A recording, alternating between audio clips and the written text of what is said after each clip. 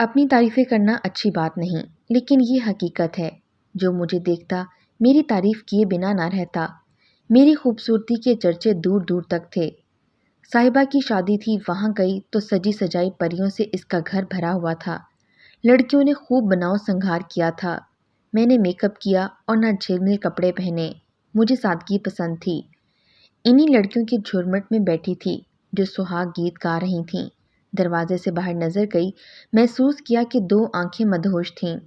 الجھن ہوئی، وہاں سے اٹھ کر رشتہ دار خواتین کے کمرے میں جا بیٹھی۔ اتفاق سے کھڑکی سامنے تھی، ادھر بھی وہی میرا تعاقب کرتے ہوئے مد مقابل آ گئے تھے۔ اف اللہ، یہ حضرت کیا چیز ہے؟ اٹھ کر دلہن کے کمرے میں برجمان ہوئی۔ سوچا جانے کون ہے جس کی پاگل آنکھیں مجھ کو کہیں سکون سے بیٹھنے نہیں دے رہیں۔ اب وہ دلہن کے کمرے میں آنے سے رہا، مگر وہ وہاں بھی آ گیا۔ تب تو مجھے سانس لینا بھی دوبھر ہو گیا۔ ولیمے والے دن بھی ان بے چین آنکھوں نے میرا پیچھا کیا، ٹھیک طرح سے کھانا بھی نہ کھا سکی تھی۔ سوچنے لگی اس دیوانے کو کیا خبر، میری منگنی ہو چکی ہے۔ بہرحال شادی والے گھروں میں تو ایسا ہوتا ہی ہے۔ میں نے اس واقعے کو بھلا دیا۔ چند دن بعد میری دلہن سہیلی بطور خاص میرے گھر آئی، یہ کہنے کہ فیروز میرا کزن ہے، شادی میں تم کو دیکھا ہے اور اب تم سے شادی کرنا چاہتا ہے۔ اسی سلسلے میں اس کی امی کل پرسوں تک تمہارے گھر آنے والی ہیں۔ میں نے صاحبہ کی بات کو خاص اہمیت نہ دی، کیونکہ شادی والے روز سے ہی میرے لیے 3 رشتے آ چکے تھے اور امی ان کو رد کر چکی تھیں کہ میری منگنی ان کے بھانجے سے ہو گئی تھی۔ اس منگنی میں میری پسند اور ناپسند کا کوئی دخل نہ تھا۔ مجھ کو جنید سے نہ محبت تھی اور نہ نفرت۔ میں نہ بہت خوش تھی اور نہ بہت افسردہ، یہ صرف والدین کی ہی خواہش تھی۔ ایک روز کالج سے چھٹی کے بعد گھر واپس جا رہی تھی کہ ایک کار قریب رکی۔ مڑ کر دیکھا، یہ وہی سورما تھا جس کا رشتہ صاحبہ لے کر آئی تھی۔ اس کی بے چین آنکھوں نے آج پھر میرا تعاقب کیا اور مجھے راستے میں آ لیا۔ اس نے مجھے میرے نام سے پکارا۔ ذرا ٹھہرو، میری بات سن لو۔ ایک اجنبی کے منہ سے اپنا نام سن کر حیران رہ گئی۔ میں نے والدہ کو تمہارے گھر رشتے کے لیے بھیجا۔ جواب انکار میں ملا۔ تو میں کیا کروں؟ میرے والدین کی جو مرضی۔ ان کا انکار انہوں نے کیا ہے، میں نے نہیں۔ تو پھر کیوں مجھ سے جواب طلبی کر رہے ہو؟ دیکھو، میں بہت ضدی آدمی ہوں۔ جس بات کا ایک بار فیصلہ کر لوں، اپنی من کی پوری کر کے رہتا ہوں۔ میں تم کو باعزت طریقے سے اپنانا چاہتا ہوں۔ اچھا ہوا کہ ٹھہر کے تم نے میری بات سن لی، ورنہ گھر تک پیچھا کرتا۔ ٹھیک ہے، بات کر لی ہے اور سن بھی لی ہے، تو اب میں چلوں؟ نہیں، میں تمہاری رائے معلوم کرنا چاہتا ہوں۔ کیا تم میرا ساتھ دو گی؟ میری منگنی ہو چکی ہے، کیا زبردستی مجھ سے شادی کرو گے؟ ہاں، زبردستی بھی کر سکتا ہوں، بہت سوچ کر جواب دینا۔ یہ کہہ کر اس نے گاڑی آگے بڑھا دی اور میں پریشان ہو گئی۔ کبھی جی میں آتا کہ ابا جان کو بتا دوں، پھر سوچتی جانے بات کتنی بڑھ جائے۔ 3 روز تک مارے ڈر کے کالج بھی نہ گئی۔ چوتھے دن وہ پھر راستے میں ملا اور مجھ کو گھیر لیا۔ میں نے نظر انداز کر کے گزرنا چاہا، اس نے پھرتی سے بازو پکڑ لیا اور کھینچ کر کار میں دھکیل دیا۔ بھرے بازار میں اس کے ساتھ دھکم پیل میری اپنی بے عزتی تھی۔ لوگ جمع ہو جاتے تو تماشا بن جاتا۔ عافیت خاموشی میں جانی۔ یہ سوچ کر کہ صاحبہ کا کزن ہے، اجنبی سے کوئی پہچان تو ہے، اس نے فوراً گاڑی سٹارٹ کی اور اپنے گھر لے گیا۔ اس کے والدین گھر میں نہ تھے، وہ گاؤں گئے ہوئے تھے، مگر مجھے اس بات کا علم نہ تھا۔ بازو سے پکڑ کر وہ گھر میں لے گیا۔ امی کہاں ہیں آپ کی؟ گھر والے سب گاؤں گئے ہیں، اس نے بتایا تو میں گھبرا کر پلٹی۔ اس نے گیٹ کو تالا لگا دیا۔ میں رونے لگی۔ ڈرو نہیں، کچھ نہیں کہوں گا تمہیں، اس نے ہاتھ جوڑ کر کہا۔ یہ رونا دھونا بند کر دو اور میری بات غور سے سنو۔ میں باعزت طریقے سے تم سے شادی کرنا چاہتا ہوں، بس بات اتنی سی ہے۔ اگر تمہارے والدین نہیں مانتے تو تم ہی مان جاؤ اور میرے دل کا خون مت کرو۔ تم چاہتے کیا ہو؟ ہم آج نکاح پڑھوا لیتے ہیں، اس کے بعد میں خود تم کو تمہارے گھر چھوڑاؤں گا۔ یہ مت سمجھو کہ کوئی نقصان پہنچانے یا کسی بری نیت سے تم کو اغوا کر کے لایا ہوں۔ دیکھو، اگر ہاں کر دو گی تو ہی ہمارا نکاح ہوگا۔ تم کیسی باتیں کر رہے ہو؟ یہ نہیں ہو سکتا۔ یہ ہو سکتا ہے، مرد اور عورت کا نکاح ان کی باہمی رضامندی سے ہو سکتا ہے۔ کسی سے بھی پوچھ لو، میں غلط نہیں کہہ رہا ہوں۔ کیا تم مجھ کو عدالت لے کے جاؤ گے؟ ہرگز نہیں، اس میں تمہارے والدین کی بدنامی کا امکان ہے۔ میں تو بس شرعی نکاح کی بات کر رہا ہوں۔ اس جگہ پر آج اور اسی کمرے میں ہم نکاح کر سکتے ہیں۔ اس کے بعد تم آزاد ہو کر اپنے گھر جا سکتی ہو۔ قاضی میرے دوست لے آئیں گے، گواہ بھی۔ کیا تم پاگل ہو؟ مجھے جانے دو، میرا سر چکرانے لگا۔ تمہاری اوٹ پٹانگ باتیں سن کر میں بے ہوش ہو جاؤں گی۔ خبر ہوتی کہ تم اس طرح میرے پیچھے پڑ جاؤ گے تو صاحبہ کی شادی میں نہ جاتی۔ مجھے میری بات کا جواب دو۔ مجھے تم سے نکاح نہیں کرنا۔ یہ کیا مذاق ہے؟ میں رونے لگی۔ کافی دیر تک وہ سمجھاتا رہا، یہاں تک کہ 3-4 گھنٹے گزر گئے۔ وہ میرے پاؤں پکڑے بیٹھا تھا، التجائیں کر رہا تھا، قسمیں کھا رہا تھا۔ میں تمہیں بدنام نہیں کروں گا، میرا ارادہ تمہیں دھوکہ دینا نہیں ہے، خدا کے لیے مجھ کو غلط مت سمجھنا۔ منت کرتا ہوں مجھ سے نکاح کے لیے ہاں کہہ دو۔ رخصتی بے شک تمہارے والدین ہی کریں گے۔ اب میری تکرار کے دروازہ کھولو، مجھے گھر جانا ہے۔ اور اس کی ایک ہی رٹ تھی، پہلے نکاح کے لیے ہاں کرنا ہوگی، تبھی تم اپنے گھر جا سکو گی۔ اس کی ہٹ دھرمی پر میں پھوٹ پھوٹ کر رونے لگی، مگر اس پر اثر نہ ہوا۔ بددستور دروازہ بند کیے بیٹھا رہا، حد تک کہ شام ہو گئی۔ اب میرا برا حال تھا، دن ڈھل رہا تھا۔ والدین کی پریشانی اور ان کی خفگی کا خیال، بدنامی اور رسوائی کے خوف سے میری جان نکلی جا رہی تھی۔ تنگ آ کر میں نے روتے روتے کہہ دیا کہ کر لو نکاح اور جانے دو مجھے۔ میرا خیال تھا کہ وہ ابھی اور اسی وقت کیوں کر سکتا ہے۔ سوچا رات بیت جائے گی اور یہ ضد پر اڑا رہے گا، ہاں کہہ دوں تاکہ یہ تالا کھولے اور میں نکلوں تو صحیح یہاں سے۔ اس نے اسی وقت دوستوں کو فون میں کہا کہ دونوں آ جاؤ اپنی بیگمات کے ساتھ۔ پھر کسی عقیل کو فون میں لایا کہ بھائی، قاضی اور وکیل دونوں کو لے آؤ تاکہ مغرب سے پہلے یہ نیک کام ہو جائے۔ اس نے تو پہلے سے ہی سارا انتظام کر رکھا تھا۔ میں ہر صورت گھر پہنچنا چاہتی تھی۔ اگر رات ادھر گزر جاتی تو یقین تھا کہ میرے ابا کا ہارٹ فیل ہو جاتا۔ میری گمشدگی سے وہ کسی کو منہ دکھانے کے قابل نہ رہتے۔ میری مصلحت ہاں کو اس نے میری مرضی اور رضا گردانا، اور اب میں پھٹی پھٹی آنکھوں سے اس پاگل انسان کو تک رہی تھی۔ تھوڑی دیر بعد 2 کاریں اس کے گیٹ پر آ گئیں۔ اس کے علاوہ ایک وکیل صاحب تھے جن کو میری طرف سے ولی بنانا تھا، اور 2-3 فیروز کے دوست اپنی بیگمات کے ساتھ موجود ہوئے۔ آنے والی خواتین فٹافٹ مجھ کو غسل خانے لے گئیں، ہاتھ منہ دھلایا اور پھر سرخ جوڑا جو وہ ساتھ لائیں تھی پہنا دیا۔ میں سارے ڈرامے کو خاموشی سے سہ رہی تھی۔ مجھ کو یوں لگ رہا تھا جیسے یہ کوئی فلم کا سین ہے جو مجھ پر فلمایا جا رہا ہے۔ سوچ رہی تھی ان فریبیوں کے چنگل سے نکلوں تو رات سے قبل گھر پہنچوں۔ ابا اور بھائی ان کو جان سے مار دیں گے، تب انہیں نانی یاد آ جائے گی۔ اچھی طرح ان کی خبر لیں گے، چاہے مجھے کورٹ ہی کیوں نہ جانا پڑے۔ قاضی صاحب نے نکاح پڑھا دیا اور فیروز خان کے لائے ہوئے گواہوں کی موجودگی میں اس کی شرعی بیوی بن گئی۔ ان لوگوں نے ثبوت کے طور پر تصویریں بھی بنا لی تھیں۔ تب میں نے خواتین سے کہا، اس شخص نے اپنی منمانی کر لی ہے، اب اس کو کہو کہ اپنا وعدہ پورا کرے اور مجھ کو اسی وقت میرے گھر پہنچا دے۔ ہاں ہاں فکر مت کرو، ہم اس وقت تک یہیں رہیں گے جب تک تم کو تمہارے گھر نہیں پہنچا دیا جائے گا، ہم تمہارے ساتھ ہیں۔ اس کارروائی میں گھنٹہ بھر لگا تھا۔ اس کے بعد قاضی تو چلا گیا۔ وہاں موجود سب نے مٹھائی کھائی، مگر میں نے نہ چکھی۔ یہ مٹھائی میرے لیے زہر جیسی تھی۔ سب نے بہت اصرار کیا، میرے منہ میں لڈو بھرنے کی کوشش کی، مگر میں نے ہونٹ بینچ لیے۔ تب فیروز بولا، اسے تنگ نہ کرو۔ پھر مجھ سے مخاطب ہوا، اب تم جلدی سے لباس تبدیل کر لو، یہ جوڑا تم پر بہت جچ رہا ہے، مگر ظاہر ہے کہ تم اس میں تو گھر نہیں جاؤ گی۔ وہی لباس پہن لو جو تم نے گھر سے پہن رکھا تھا، میں تم کو گھر چھوڑاتا ہوں۔ میں نے اپنا صبح والا لباس پہنا اور وہ مجھے باہر لے آیا۔ گاڑی میں مجھے فرنٹ سیٹ پر بٹھایا، کہنے لگا، میں تم سے سچا پیار کرتا ہوں، میری بات کا یقین کرو، دل میں کوئی بدگمانی مت لانا۔ نکاح میں نے اس لیے کیا ہے کہ کہیں تمہارے ماں باپ تمہاری کسی اور سے شادی نہ کر دیں، تو میری زندگی ہو، اب میری عزت اور آبرو بن چکی ہو، خود کو سنبھال کر رکھنا۔ کافی وقت ہے تم کو میرے بارے میں سوچنے سمجھنے کے لیے۔ میں کوشش کروں گا تمہارے والدین کو منانے اور راضی کرنے کے لیے، تاکہ جلد از جلد تم کو دلہن بنا کر اپنے گھر لے آؤں۔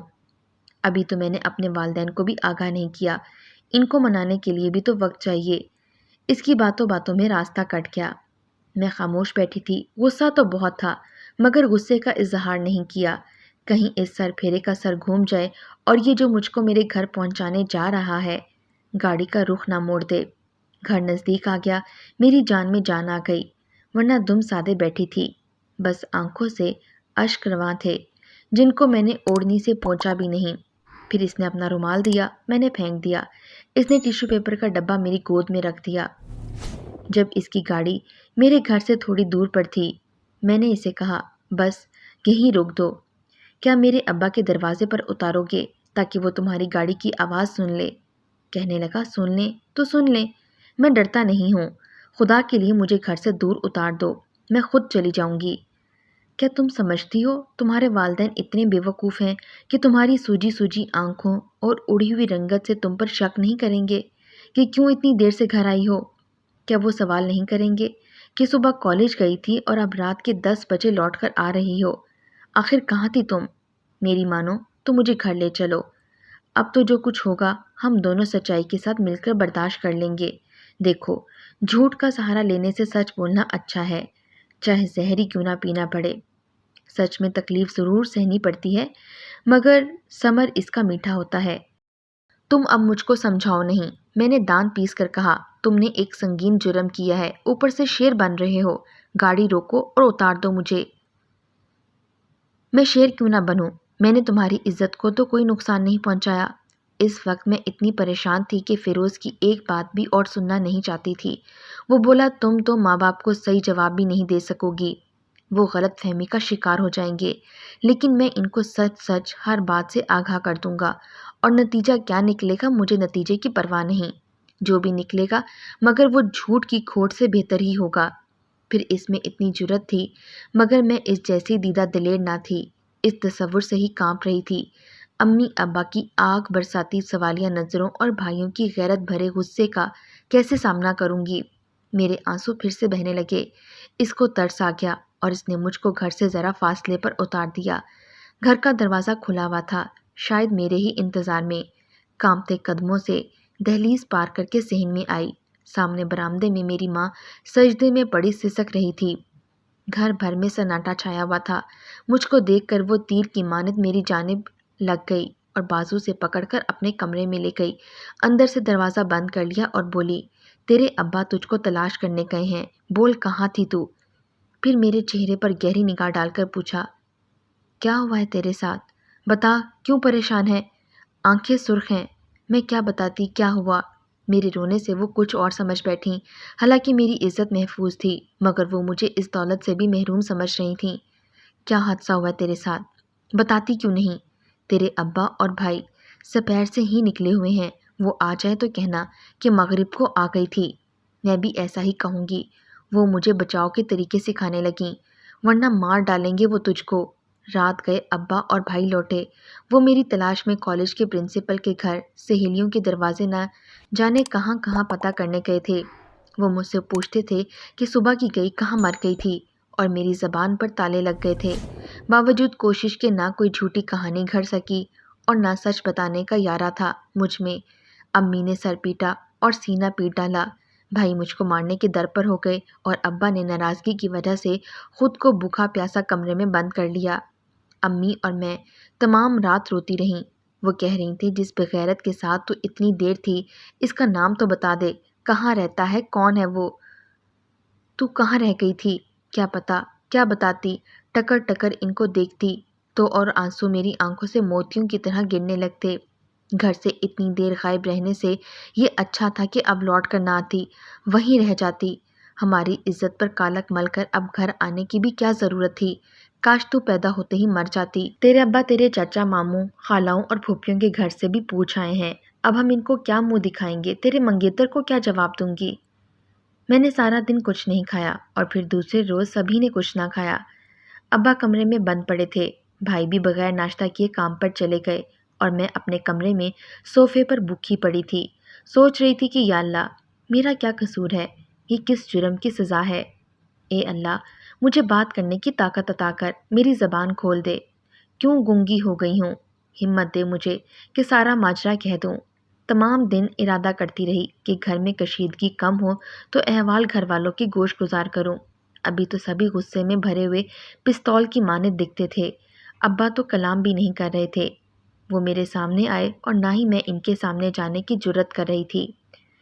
اسی دن شام کو فیروز کے والدین آ گئے۔ ان کو فیروز نے بھیجا تھا۔ اس کو فکر تھی کہ میرے ساتھ کیا برا ہوا ہوگا۔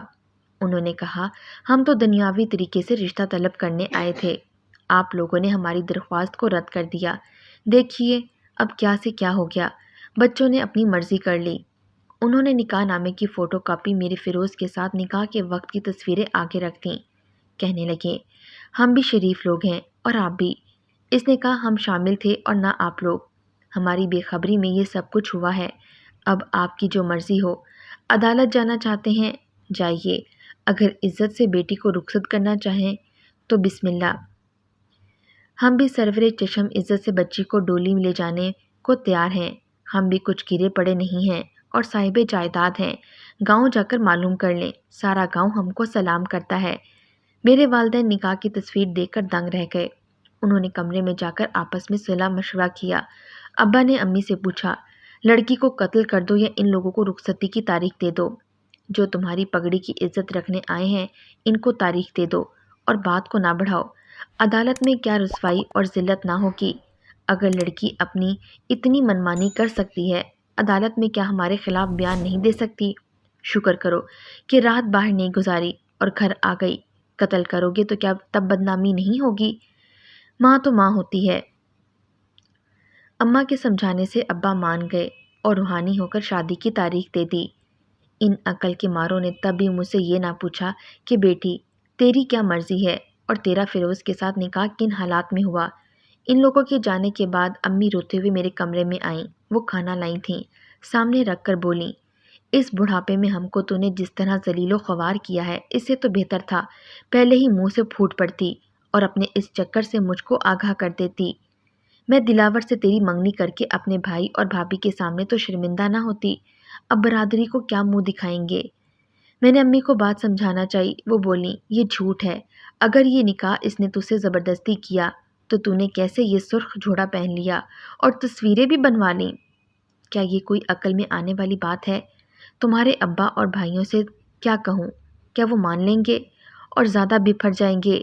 غرض گھر میں اب نہ تو کوئی مجھ کو منہ لگانے کو تیار تھا اور نہ کچھ سننے کو۔ میری بات پر کسی کو یقین ہی نہ آتا تھا۔ خاندان والوں نے کچھ نہ کہا، منگیتر سے کیسے پیچھا چھوٹا یہ تو ایک الگ داستان ہے۔ اماں ہی تانے سن سن کر کلیجہ پک گیا تھا۔ ان دنوں میں جیتی تھی نہ مرتی تھی، کبھی فیروز کو کوستی تھی، کبھی زہر ڈھونڈتی تھی کہ ذلت سے نجات مل جائے، جو بھائیوں کی خوشمگی نگاہوں کو دیکھ کر محسوس ہوتی تھی۔ جہیز تو تیار تھا، وہ دن بھی آ گیا جب میری رخصتی ہو گئی اور پھر اس کے دل کی مراد بار آئی۔ وہ مجھ کو ڈھول تاشوں کے ساتھ بیاہ کر لے گیا۔ ماموں کی وجہ سے ننہال والے تو سبھی ناراض تھے، وہ شادی میں نہ بیٹھے۔ ددھیال والے شامل ہوئے۔ رخصتی سے قبل ابا کمرے میں آئے اور بولے، یہ سب تیرا اپنا کیا دھرا ہے، اپنے دکھ سکھ کی بھی مستقبل میں تو خود ذمہ دار ہوگی، ہم سے کوئی واسطہ نہ ہوگا۔ جس طرح تو نے منمانی کی ہے اس کی مثال ہمارے خاندان میں نہیں ملتی۔ ہم نے تو بس اپنی عزت بچائی اور کیا کرتے۔ ابا کی یہ باتیں سن کر میرے دل پر کیا گزری کیا بتاؤں۔ شروع میں خفا رہے، مگر فیروز کو میری خفگی کی پرواہ نہ تھی۔ وہ بہت خوش تھا، گویا سارے جہاں کی خوشیاں اس کو مل گئی۔ شادی کے بعد کافی دن اسے کھچی کھچی رہی، لیکن میکے کی محبت کھو کر اپنی خالی جھولی کسی کی محبت سے تو بھرنا تھی۔ رفتہ رفتہ فیروز کو ذہن نے قبول کر لیا۔ وہ واقعی مجھ سے محبت کرتے تھے، کرتے ہیں اور کرتے رہیں گے۔ اب میری نفرت بھی ان سے محبت میں بدل گئی۔ امی ابو نے بھی داماد کو قبول کر لیا، لیکن ابھی تک یہی سمجھتے ہیں کہ میں نے ان کو اندھیرے میں رکھا، دھوکہ دیا۔ میں لاکھ کہتی ہوں کہ ایسا نہیں ہے، مگر وہ میرا یقین نہیں کرتے۔ یہ تھی روحی کی زندگی پر بیتی سچی کہانی۔ دوستو، ایک بات ہمیشہ یاد رکھیں، ضروری نہیں کہ آپ کی بیٹی نے غلط قدم اٹھایا ہے یا جو آپ اس کے بارے میں سوچ رہے ہیں وہی صحیح ہے۔ اس لیے اگر کبھی ایسا ہو جائے تو اپنی بیٹیوں سے کھل کر بات کیا کریں اور ان پر اعتماد بھی کیا کریں۔ اور میری بیٹیوں سے بھی یہ گزارش ہے کہ وہ بھی اپنے ماں باپ اور بھائیوں کی عزت کا خیال کریں اور اپنی بھی عزتوں کا خیال کریں۔